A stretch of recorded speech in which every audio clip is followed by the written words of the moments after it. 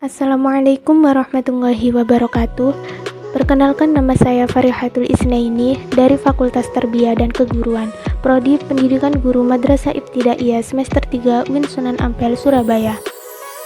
Di sini saya akan menjelaskan materi tentang evaluasi dalam pendidikan Islam perspektif filosofis. Baik, langsung saja pengertian evaluasi dalam pendidikan Islam. Secara etimologi, evaluasi berasal dari bahasa Inggris, yaitu evaluation. Kata evaluation berasal dari kata value yang berarti nilai atau harga. Di sini menurut Suharsimi Arikunto 1993, evaluasi merupakan suatu tindakan untuk menentukan nilai, yaitu segala sesuatu yang ada hubungannya dengan pendidikan.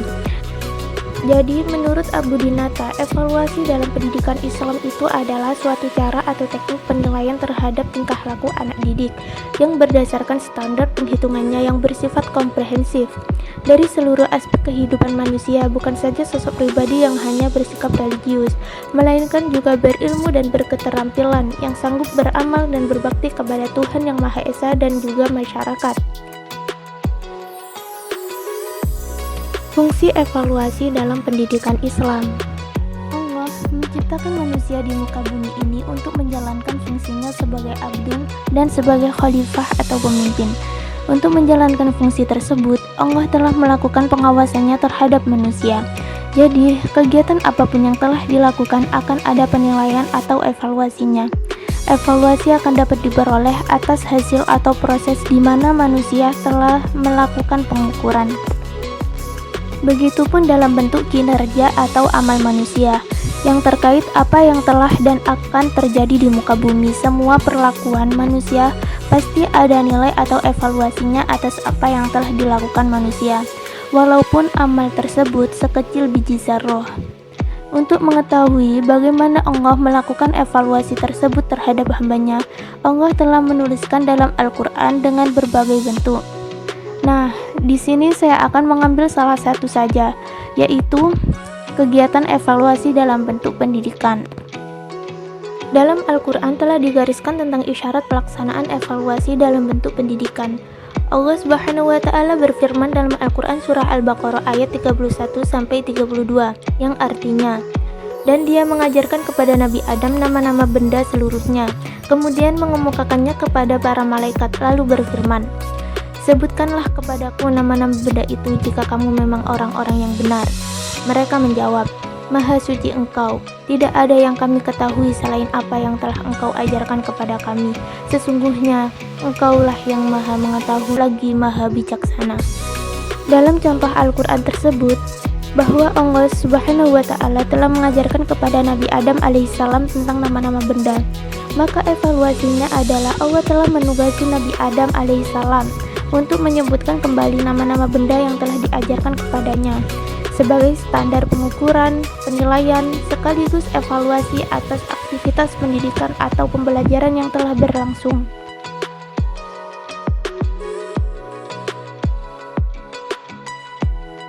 Adapun umpan balik dari fungsi evaluasi pendidikan Islam adalah yang pertama sebagai al-islah, yang artinya perbaikan, di mana evaluasi ini berfungsi untuk memperbaiki diri dari berbagai komponen dalam pendidikan Islam, baik berfungsi dalam memperbaiki tingkah laku peserta didik, pengetahuan, proses belajar mengajar, metode belajar, bahkan sarana dan prasarana.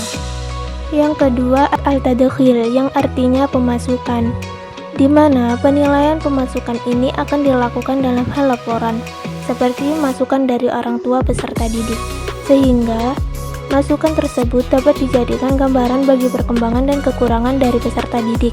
Masukan ini bisa berupa buku rapot, ijazah, maupun piagam. Yang ketiga, al-tajdid, artinya pembaharuan, yaitu pembaharuan yang dilakukan terhadap segala sesuatu, baik dalam berkegiatan proses belajar mengajar, metode, materi, dan lain-lain.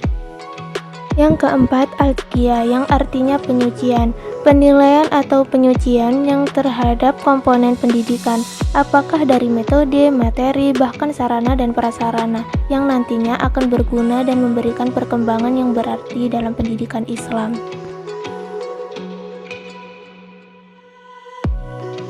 menurut Atta Brani Rusdan dan kawan-kawan, evaluasi mempunyai beberapa fungsi lainnya, diantaranya yaitu yang pertama, untuk mengetahui tercapai tidaknya tujuan instruksional secara komprehensif yang meliputi aspek pengetahuan, sikap, dan tingkah laku. Yang kedua, sebagai umpan balik yang berguna bagi tindakan berikutnya, di mana segi-segi yang sudah dapat dicapai lebih ditingkatkan lagi, dan segi yang dapat merugikan sebisa mungkin dihindari.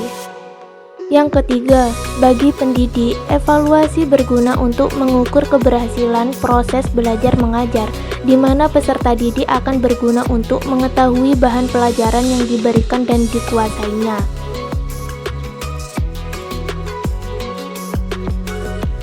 Yang keempat, untuk memberikan umpan balik kepada guru sebagai dasar untuk memperbaiki proses belajar mengajar dan mengadakan program remedial bagi murid. Yang kelima, untuk menentukan angka kemajuan atau hasil belajar. Yang keenam, untuk mengenal latar belakang murid yang mengalami kesulitan-kesulitan belajar. Prinsip-prinsip evaluasi dalam pendidikan Islam. Penilaian hasil belajar dalam pendidikan dilaksanakan atas dasar prinsip-prinsip yang jelas. Untuk itu, dalam pelaksanaan penilaian harus memperhatikan prinsip-prinsip sebagai berikut. Yang pertama, valid, yaitu suatu penilaian hasil belajar harus mengukur apa yang seharusnya diukur dengan menggunakan jenis tes yang terpercaya, sahih atau benar. Maksudnya yaitu dengan adanya penyesuaian alat ukur dengan fungsi pengukuran dan sasaran pengukuran. Jadi, apabila alat ukur itu tidak memiliki kesahihan atau kebenaran yang dapat dipertanggungjawabkan, maka data yang masuk juga otomatis menjadi salah dan kesimpulan yang ditarik juga akan menjadi salah. Yang kedua, mendidik, yaitu suatu penilaian hasil belajar harus memberikan sumbangan positif pada pencapaian hasil belajar siswa. Oleh karena itu, yang harus dinyatakan dan dapat dirasakan sebagai penghargaan untuk memotivasi siswa yang berhasil dan sebagai pemicu semangat untuk meningkatkan hasil belajar bagi yang kurang berhasil. Sehingga keberhasilan dan kegagalan siswa harus tetap diapresiasi dalam penilaian. Yang ketiga, berorientasi pada kompetensi, yaitu menilai pencapaian hasil kompetensi siswa yang meliputi pengetahuan, sikap, keterampilan, dan nilai yang terefleksikan dalam kebiasaan berpikir dan bertindak. Dengan berpijak pada kompetensi ini, maka ukuran-ukuran keberhasilan pembelajaran akan dapat diketahui secara jelas dan terarah. Yang keempat, adil dan objektif, yaitu penilaian hasil belajar harus mempertimbangkan rasa keadilan dan objektivitas siswa, yaitu tanpa membeda-bedakan jenis kelamin, latar belakang budaya, dan berbagai hal yang memberikan kontribusi pada pembelajaran. Sebab, ketidakadilan dalam penilaian dapat menyebabkan menurunnya motivasi belajar siswa. Oleh karena itu, mereka merasa dianaktirikan. Yang kelima, terbuka, yaitu penilaian hasil belajar hendaknya dilakukan secara terbuka bagi berbagai kalangan, sehingga keputusan tentang keberhasilan siswa jelas bagi pihak-pihak yang berkepentingan, tanpa ada rekayasa atau sembunyi-sembunyi yang dapat merugikan semua pihak. Yang keenam, berkesinambungan, yaitu penilaian hasil belajar harus dilakukan secara terus-menerus atau berkesinambungan, sambung, dari waktu ke waktu untuk mengetahui secara menyeluruh perkembangan siswa, sehingga kegiatan dan unjuk kerja siswa dapat dipantau melalui penilaian. Yang ketujuh, menyeluruh, yaitu penilaian hasil belajar harus dilakukan secara menyeluruh yang mencakup semua aspek kognitif, afektif, dan psikomotorik, serta berdasarkan pada strategi dan prosedur penilaian dengan berbagai bukti hasil belajar siswa yang dapat dipertanggungjawabkan kepada semua pihak. Jenis-jenis evaluasi dalam pendidikan Islam. Yang pertama, evaluasi formatif, di mana penilaian ini untuk mengetahui hasil dari belajar peserta didik yang nantinya akan dicapai setelah menyelesaikan suatu program pembelajaran. Yang kedua, evaluasi sumatif, yaitu di mana evaluasi ini dilakukan terhadap hasil belajar peserta didik setelah mengikuti pelajaran dalam satu semester dan akhir tahun untuk menentukan jenjang berikutnya. Yang ketiga, evaluasi penetapan, yaitu di mana penilaian ini tentang peserta didik untuk kepentingan penempatan pada situasi belajar yang sesuai dengan kondisi peserta didik.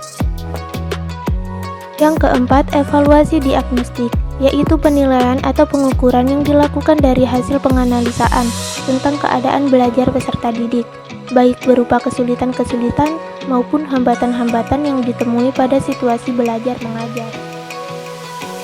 Sekian dari presentasi saya, mohon maaf apabila ada perkataan yang kurang berkenan di hati. Saya akhiri, wassalamualaikum warahmatullahi wabarakatuh.